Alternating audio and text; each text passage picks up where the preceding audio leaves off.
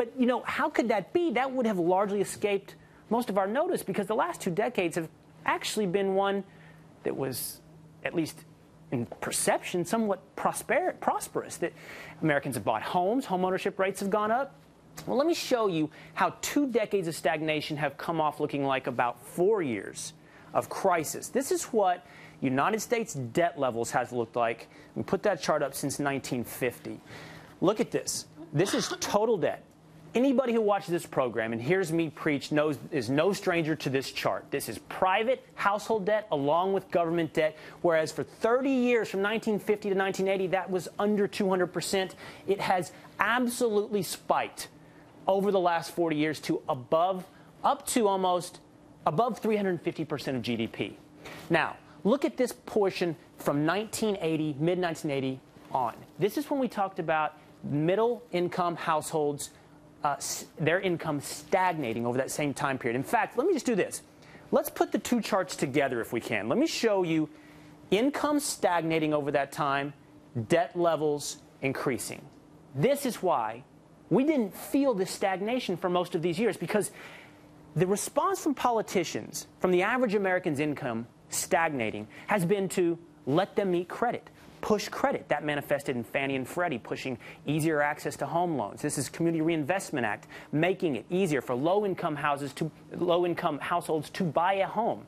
This is a coordinated effort on behalf of the government to push credit onto every one of our balance sheets, to harness that home ownership society that George W. Bush talked about. Let's go back to the table, guys, and talk about this. Now that we know how this stagnation has been papered over, has been wallpapered and covered up, that debt and credit and pushing the homeownership society has been used to mask a stagnant household in the United States, let's talk about why. W-H-Y. You can laugh, get it out. I pronounce the H. Why, we like it when he does. Why has household income stagnated in the United States? Well, let me just offer you a couple justifications coming from both the left and the right.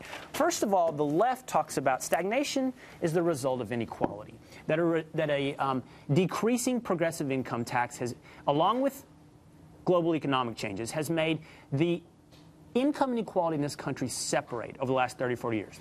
Look, the rich get richer, the poor get poorer, the middle class stagnates.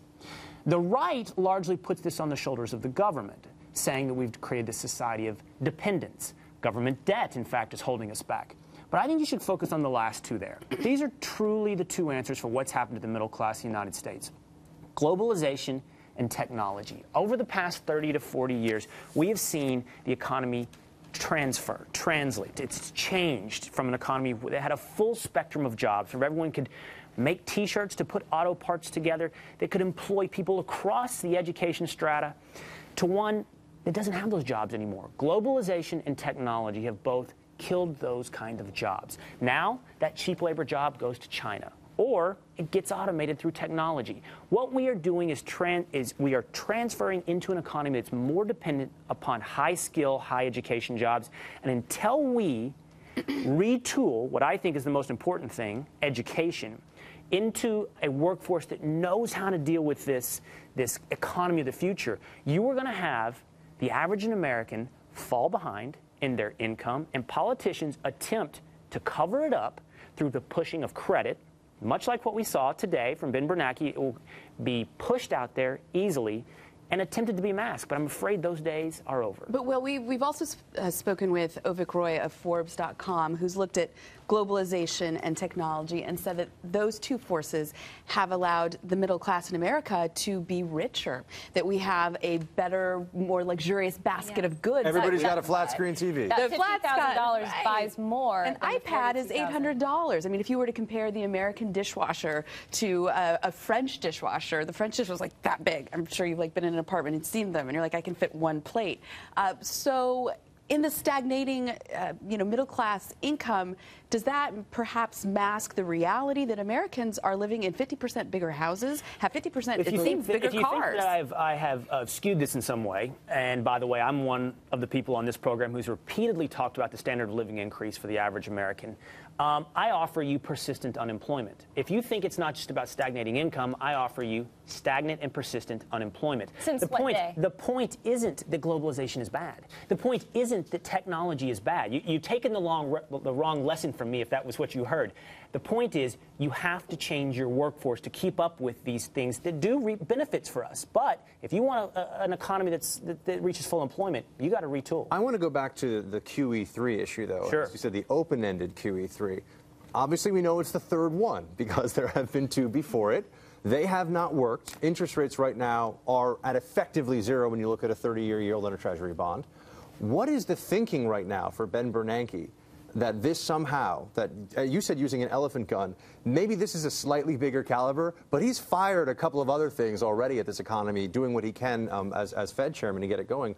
What makes him think that this time will be any different? And what makes him also think, if I could just really quickly, that this won't put more pressure? You showed that credit bubble. People are paying their bills with that credit bubble. Right. People are adding more. I know there's savings, but there's still a whole lot of unpaid debt out there. And there's a lot of people sitting in homes that are underwater. We have not worked through all of this. So what makes Ben Bernanke think this time will be different? I know you're not Ben Bernanke, but I really want to get inside of his head, if you could. Well, when I put that chart up, and we can put it up again over here, that shows total debt in the economy, that it's been over 350% of GDP, what you need to know is that has to come down. It has Americans have to pay off that debt, either through default or savings. Are we going to inflate it away? Is that what Bernanke's kind of subtly saying? Before I answer that, let me say this. The process of working off that debt has really deleterious consequences. That means people possibly being dragged up to the unemployment line because of the economy retracting.